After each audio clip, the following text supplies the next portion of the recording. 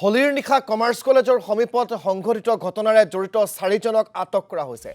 ঘটনাত জড়িত 4জনক আটক কৰিছে চানমাৰী আৰক্ষীয়ে। 8ৰ পৰা 10জনীয়া এটা দলে আক্ৰমণ কৰিছিল কণ্ঠশিল্পী ঋষি বৰুৱাক।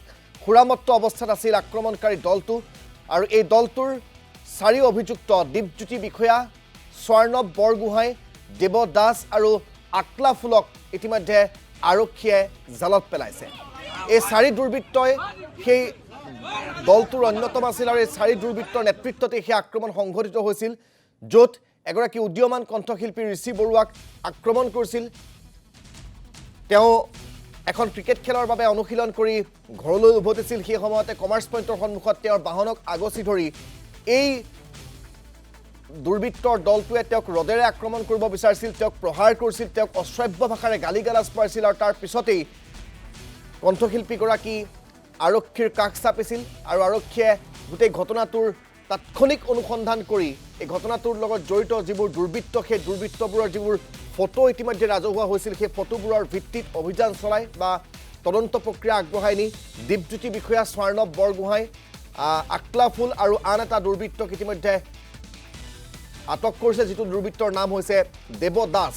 এই 4 দুৰ্বৃত্তক ইতিমধ্যে গ্ৰেপ্তাৰ কৰিছে আৰু হাতত ৰড লৈ ঋষি বৰুৱাক আক্ৰমণ কৰিবলৈ অহা এই সুৰাত মাতাল হৈ থকা এই যুৱতীগৰাকীক কিন্তু এতিয়ালৈকে জালত পেলাবলৈ সক্ষম হোৱা নাই আৰক্ষীয়ে।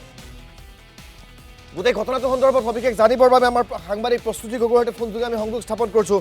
প্ৰস্তুতি গগৈ, এই ঘটনাৰ লগত জড়িত 4 অভিযুক্তক ইতিমধ্যে আৰক্ষীয়ে জালত পেলাইছে, কিন্তু ঘটনাটোৰ লগত প্ৰায় 8ৰ পৰা 10জনীয়া এটা দল জড়িত হৈ আছিল, য'ত সুৰামত্ত অৱস্থাত মাতাল হৈ থকা এগৰাকী যুৱতীও আছিল, যাৰ হাতত এডাল ৰড আছিল আৰু সেই ৰডডালে ঋষি বৰুৱাক আক্ৰমণ কৰিব বিচাৰিছিল সেইগৰাকী যুৱতীয়ে। সেই যুৱতীগৰাকীক কিন্তু এতিয়ালৈকে আৰক্ষীয়ে জালত পেলাব পৰা নাই। মই গোটেই বিষয়টো সন্দৰ্ভত আপোনাৰ পৰা জানিব বিচাৰিম।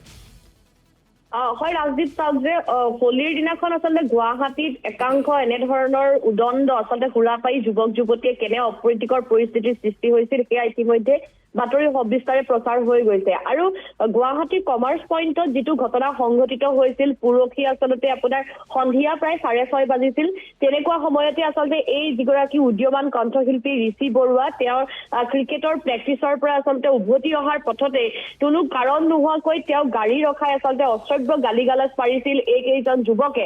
কিন্তু ইতিমধ্যে ঋষি বৰুৱাই এটা কথা উল্লেখ কৰিছিল যে তাত আচলতে কেইবাগৰাকীও যুৱক আছিল আৰু এগৰাকী যুৱতীৰ কথা তেওঁ উল্লেখ কৰিছিল, য'ত তেওঁ অভিযোগ কৰিছিল যে তেওঁ ৰড লৈ আচলতে মাৰিবলৈ আহিছিল আৰু সমান্তৰালকৈ আমি যিটো ভিজুৱেলছ তেওঁ আবদ্ধ কৰিছিল মোবাইলত, সেই ভিজুৱেলছটো দেখিছো যে এগৰাকী যুৱতীয়েও আচলতে একদম তেওঁ আচলতে নিজৰ হিতাহিত জ্ঞান হেৰুৱাই এডাল ৰড টনা আজোৰা কৰি থকা যিটো দৃশ্য দেখিবলৈ পোৱা গৈছে। গতিকে এতিয়া কথাটো হৈছে যে প্ৰায় 24 ঘণ্টা উকলি যোৱাৰ পাছতহে আচলতে এই 4জনক আৰক্ষীয়ে আটক কৰিব পাৰিছে, কিন্তু এতিয়ালৈকে সেই যুৱতীগৰাকীয়ে কেনেধৰণে জড়িত আছিল, তেওঁ হাতত ৰড লৈ কিয় টনা আজোৰা কৰি আছিল, সেই কথাখিনি কিন্তু এতিয়াও ৰহস্যৰ আৱৰ্ততে সোমাই আছে।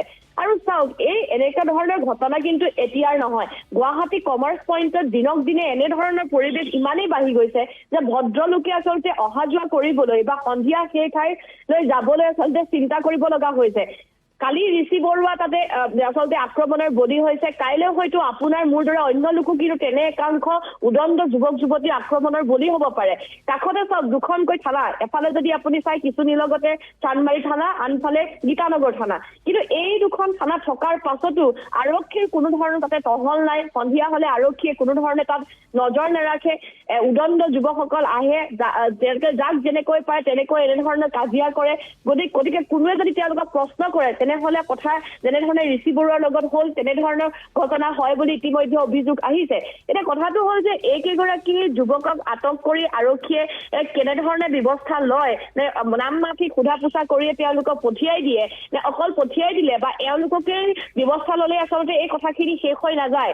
যেতিয়ালৈকে আৰক্ষীয়ে এইসমূহ স্থানত আচলতে তেওঁলোকে নজৰ নাৰাখে বা কটকটীয়া নকৰে তেওঁলোকৰ নিৰাপত্তা ব্যৱস্থাটো, তেতিয়ালৈকে কিন্তু এনেধৰণৰ উদণ্ড যুৱকে কিন্তু এনেধৰণৰ ঘটনা ৰাজদীপ ঘটাই থাকিব। সেয়া আগতেও হৈছিল, ইয়াৰ পূৰ্বেও, ইয়াৰ আগলৈও এনেধৰণৰ ঘটনাই সংঘটিত হৈ থাকিব বুলি ইতিমধ্যে বিভিন্নজনে মত প্ৰকাশ কৰিছে। গতিকে অনাগত সময়ত তদন্ত প্ৰক্ৰিয়া কেনেধৰণে আগবাঢ়ি নিয়ে, কেৱল মাত্ৰ তেওঁলোকে চেকিং কৰি বা ফাইন কাটিয়ে নিজৰ দায়িত্ব সামৰে, নে এনে যুৱক যুৱতীকো আচলতে তেওঁলোকে কণ্ট্ৰললৈ আনিব পাৰে, সেই কথাখিনি কিন্তু মহানগৰ আৰক্ষীৰ ক্ষেত্ৰত লক্ষণীয় হ'ব।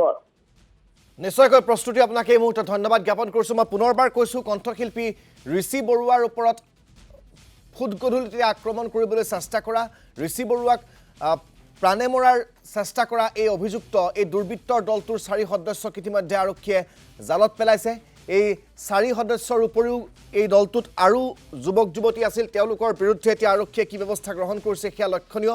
কাৰণ এগৰাকী যুৱতীৰ হাতত এডাল ৰদ দেখিবলৈ পোৱা গৈছে আৰু কণ্ঠশিল্পীগৰাকীয়ে বাৰে বাৰে কৈছিল যে সেই ৰদডালেৰে যুৱতীগৰাকীয়ে তেওঁৰ প্ৰাণ কাঢ়ি নিয়াৰ চেষ্টা কৰিছিল, তেওঁক প্ৰাণে মৰাৰ ভাবুকি দিছিল সেই ৰদডালেৰে।